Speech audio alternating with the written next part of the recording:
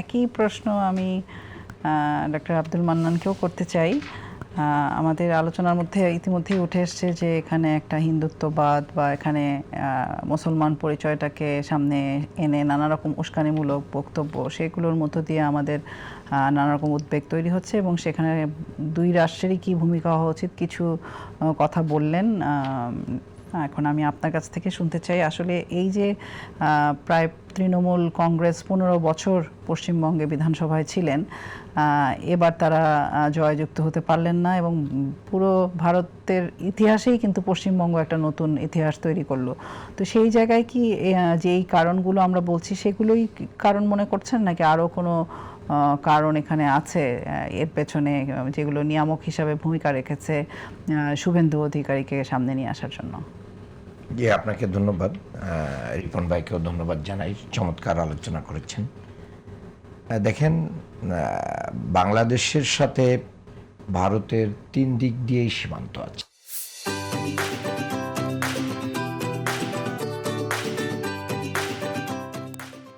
আবার যদি অন্য দিক দিয়ে যদি আপনি বলেন যে সমুদ্র, সেখানেও আমাদের সীমান্ত আছে, সীমানা আছে। কাজেই আমরা সব দিক দিয়েই ভারতের সাথে কানেক্টেড। ভারতের অন্য অন্য জায়গার সাথে যে কানেক্টিভিটি, তার চেয়ে পশ্চিমবঙ্গের কানেক্টিভিটিটা একটু ডিফারেন্ট। এখানে প্রায় 2200 কিলোমিটার আমাদের মানে সীমান্ত রয়েছে পশ্চিমবঙ্গের সাথে। আমাদের এর সাথে আমাদের অনেকগুলো বিষয়ে পশ্চিমবঙ্গের সাথে আমাদের মিল আছে, যেটা ভাষার মিল আছে, অনেক মানুষের ধর্মের সাথে মিল আছে, বাণিজ্যের মিল আছে, সংস্কৃতির মিল আছে, নদীর সাথে কানেক্টিভিটিটা অনেক বেশি, অভিবাসন বিষয়ে অনেক ধরনের কানেক্টিভিটি সেখানে আছে। ঠিক একইভাবে এই রুটগুলোকে ব্যবহার করে বিভিন্ন জায়গায় সীমান্তে যে চলাচল, সীমান্তের মানুষের যে প্রয়োজন, আমি একটা টেলিভিশনে দেখলাম যে একজনের বাড়িটা বাংলাদেশে, রান্নাঘরটা হচ্ছে ইন্ডিয়ার ভিতরে। মানে সীমান্তগুলো খুব এতটাই নিয়ারেস্ট এবং যে একটা দুইটা ঘর পাশাপাশি, একটা বাংলাদেশ, একটা তারা ইন্ডিয়ার ভিতরে রান্না করতেছে, খাইতেছে বাংলাদেশের ভিতরে। তাহলে এই যে কানেক্টিভিটি কিন্তু এখানে আছে এবং পরস্পর প্রতিবেশী হলে তো অনেক ধরনের মানে এখানে যোগাযোগ থাকে।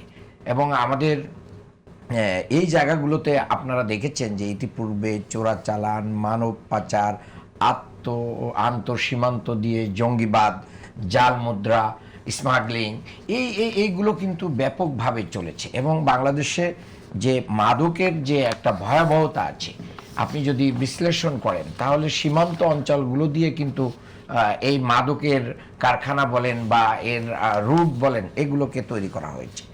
আবার যদি বলেন যে ব্যাপক ভিত্তিক যে অস্ত্র চোরাচালান হয়, এগুলোও কিন্তু এই সীমান্ত দিয়ে আসে।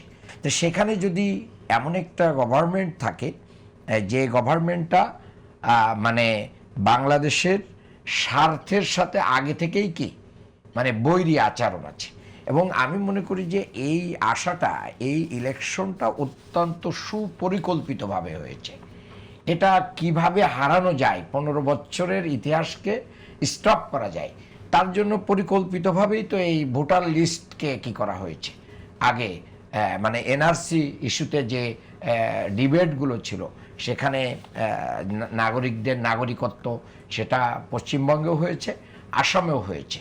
হাজার হাজার মানুষের নাগরিকত্বকে ক্যান্সেল করে দেওয়া হয়েছে, তার ভোট অধিকার নিয়ে নেওয়া হয়েছে, তাদের সম্পত্তি বাজেয়াপ্ত করা হয়েছে, তাদের মানে ব্যবসা বাণিজ্য, এই যে মানে রিসেন্টলি এই নির্বাচনের ফলাফলের দিন থেকে এই পর্যন্ত অনেক মুসলমানকে হত্যা করা হয়েছে এবং তাদের বাড়িঘরে অগ্নিসংযোগ করা হয়েছে, তাদের ব্যবসা প্রতিষ্ঠান বেছে বেছে ধ্বংস করা হয়েছে।